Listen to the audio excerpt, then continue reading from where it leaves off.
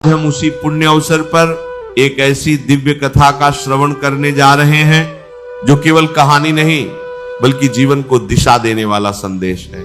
प्रिय भक्तों, कहा जाता है कि जो श्रद्धालु सच्चे मन से कथा सुनता है उसका मन शुद्ध होता है, उसके जीवन के कष्ट धीरे धीरे समाप्त होने लगते हैं और उसके घर में सुख समृद्धि का वास होता है। इसलिए कथा प्रारंभ करने से पहले अपने मन को शांत कर लीजिए, सभी चिंताओं को कुछ समय के लिए छोड़ दीजिए और पूरे विश्वास के साथ भगवान शिव का स्मरण कीजिए। हम आपको कुछ नियम बता देते हैं व्रत करने से पहले। प्रातःकाल सुबह जल्दी उठकर स्नान आदि से निवृत्त होकर स्वच्छ सफेद वस्त्र पहने, घर के मंदिर या शिव मंदिर में जाकर भगवान शिव और माता पार्वती के सामने व्रत का संकल्प ले। शिवलिंग पर जल, दूध, गंगाजल, पंचामृत से अभिषेक करें। चंदन, बेलपत्र, भांग, धतूरा, सफेद फूल, अक्षत, चावल और धूप दीप अर्पित करें। शिव जी को खीर, मालपुआ या फलों का भोग लगाएं। सोमवार व्रत की कथा जरूर सुने या पढ़ें। नमः शिवाय मंत्र का जाप करें और अंत में कपूर से आरती करें। पूरे दिन उपवास रखें। केवल एक समय ही फल या सेंधा नमक का भोजन करें। इस व्रत को करने से भगवान शिव अपनी भक्तों की मुराद जल्दी पूरी करते हैं। सोमवार का दिन भगवान शिव को समर्पित है, इसलिए इस दिन भगवान शिव की पूजा और व्रत करने का महत्व और ज्यादा बढ़ जाता है।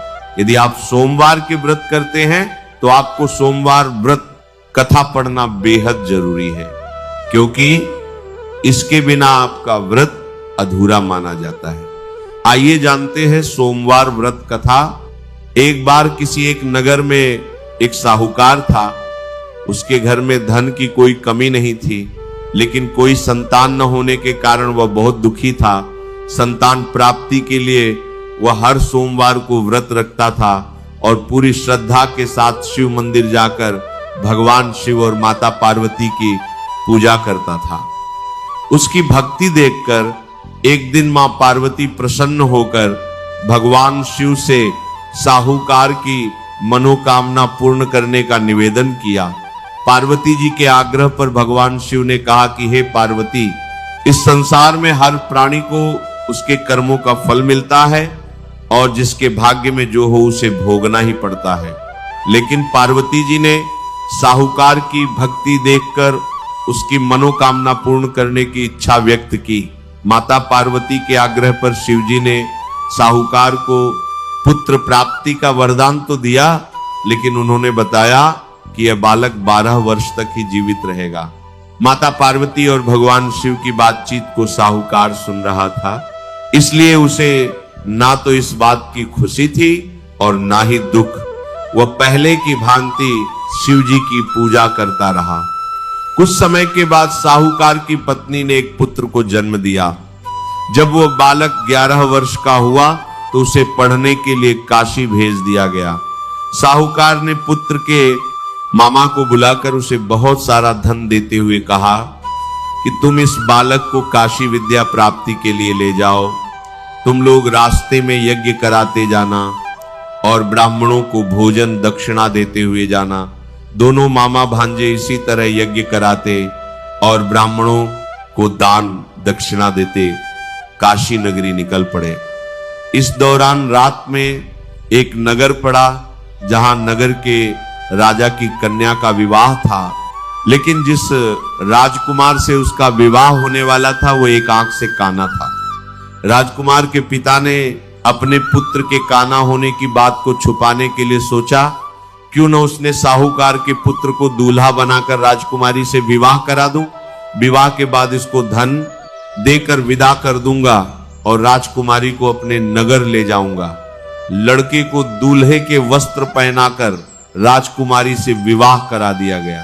साहूकार का पुत्र ईमानदार था, उसे यह बात सही नहीं लगी, इसलिए उसने अवसर पाकर राजकुमारी के दुपट्टे पर लिखा कि तुम्हारा विवाह तो मेरे साथ हुआ है, लेकिन जिस राजकुमार के संग तुम्हें भेजा जाएगा वह एक आंख से काना है। मैं तो काशी पढ़ने जा रहा हूं। जब राजकुमारी ने चुन्नी पर लिखी बातें पढ़ी तो उसने अपने माता पिता को यह बात बताई। राजा ने अपनी पुत्री को विदा नहीं किया, फिर बारात वापस चली गई। दूसरी ओर साहूकार का लड़का और उसका मामा काशी पहुंचे और वहां जाकर उन्होंने यज्ञ किया। जिस दिन लड़का 12 साल का हुआ उस दिन भी यज्ञ का आयोजन था। लड़के ने अपने मामा से कहा कि मेरी तबीयत कुछ ठीक नहीं है। मामा ने कहा कि तुम अंदर जाकर आराम कर लो। शिवजी के वरदानुसार कुछ ही देर में उस बालक के प्राण निकल गए। मृत भांजे को देख उसके मामा ने विलाप करना शुरू किया। संयोगवश उसी समय शिवजी और माता पार्वती उधर से जा रहे थे। पार्वती माता ने भोलेनाथ से कहा, स्वामी मुझे इसके रोने के स्वर सहन नहीं हो रहा, आप इस व्यक्ति के कष्ट को अवश्य दूर करें। जब शिवजी मृत बालक के समीप गए तो वह बोले कि यह उसी साहूकार का पुत्र है जिसे मैंने 12 वर्ष की आयु का वरदान दिया था। अब इसकी आयु पूरी हो चुकी है। लेकिन मातृभाव से विभोर माता पार्वती ने कहा कि हे महादेव, आप इस बालक को और आयु देने की कृपा करें, अन्यथा इसके वियोग में इसके माता पिता भी तड़प तड़प कर मर जाएंगे। माता पार्वती के पुण्य आग्रह पर भगवान शिव ने उस लड़के को जीवित होने का वरदान दिया। शिवजी की कृपा से वह लड़का जीवित हो गया। शिक्षा पूरी करके लड़का मामा के साथ अपने नगर की ओर वापस चल दिया। दोनों चलते हुए उसी नगर में पहुंचे जहां उसका विवाह हुआ था। उस नगर में भी उन्होंने यज्ञ का आयोजन किया। उस लड़के के ससुर ने उसे पहचान लिया और महल में ले जाकर उसकी खातिरदारी की और अपनी पुत्री को विदा किया। इधर साहूकार और उसकी पत्नी भूखे प्यासे रहकर बेटे की प्रतीक्षा कर रहे थे। उन्होंने प्रण कर रखा था कि यदि उन्हें अपने बेटे की मृत्यु का समाचार मिला तो वह भी प्राण त्याग देंगे, परंतु अपने बेटे के जीवित होने का समाचार पाकर वह बेहद प्रसन्न हुए। उसी रात भगवान शिव ने साहूकार के स्वप्न में आकर कहा, हे श्रेष्ठी, मैंने तेरे सोमवार के व्रत करने और व्रत कथा सुनने से प्रसन्न होकर तेरे पुत्र को लंबी आयु प्रदान की है। इसी प्रकार जो कोई सोमवार व्रत करता है या कथा सुनता और पढ़ता है उसके सभी दुख दूर होते हैं और सभी मनोकामनाएं पूर्ण होती। अब हम आपको सोम प्रदोष व्रत कथा भी सुना देते हैं। सोम प्रदोष व्रत पूजा कथा में बताया गया है कि सोमवार के दिन जब त्रयोदशी तिथि लगती है तो इसे सोम प्रदोष व्रत कहते हैं। धार्मिक मान्यताओं के अनुसार शिव जी को सोम प्रदोष व्रत करने वाले भक्त अति प्रिय होते हैं। इस व्रत को रखकर जो व्रती प्रदोष काल में शिव जी पूजा और कथा करते हैं उनकी विपदा को शिव जी जरूर हर लेते हैं। सोम प्रदोष व्रत का सभी प्रदोष व्रत में अधिक महत्व बताया जाता है। धार्मिक मान्यताओं के अनुसार प्रत्येक माह की त्रयोदशी तिथि में सायंकाल को प्रदोष काल में प्रदोष व्रत का पूजन किया जाता है। मान्यता है कि प्रदोष के समय महादेव कैलाश पर्वत के रजत भवन में इस समय नृत्य करते हैं और देवता उनके गुणों का स्तवन करते हैं। ऐसे में जो भी जातक यह व्रत करते हैं भोलेनाथ की कृपा से उनकी सभी मनोवांछित कामनाओं की पूर्ति होती। मान्यता है कि सोमवार के दिन प्रदोष व्रत को करके जो भक्त प्रदोष काल के समय भगवान शिव की पूजा करते हैं उनके सभी पाप शिव जी नष्ट कर देते हैं और शिव भक्ति को प्राप्त भक्त उत्तम स्थान और सुख पाता है। जैसा कि सोम प्रदोष व्रत की कथा में बताया गया है। सोम प्रदोष व्रत कथा एक नगर में एक ब्राह्मणी रहती थी। उसके पति का स्वर्गवास हो गया था। उसका अब कोई आश्रयदाता नहीं था, इसलिए प्रात होते ही वो अपने पुत्र के साथ भीख मांगने निकल पड़ती थी। भिक्षाटन से ही वह स्वयं वो पुत्र का पेट पालती थी। एक दिन ब्राह्मणी घर लौट रही थी तो उसे एक लड़का घायल अवस्था में कराहता हुआ मिला। ब्राह्मणी दयावश उसे अपने घर ले आई। वह लड़का विदर्भ का राजकुमार था। शत्रु सैनिकों ने उसके राज्य पर आक्रमण कर उसके पिता को बंदी बना लिया था और राज्य पर नियंत्रण कर लिया था, इसीलिए इधर उधर भटक रहा था।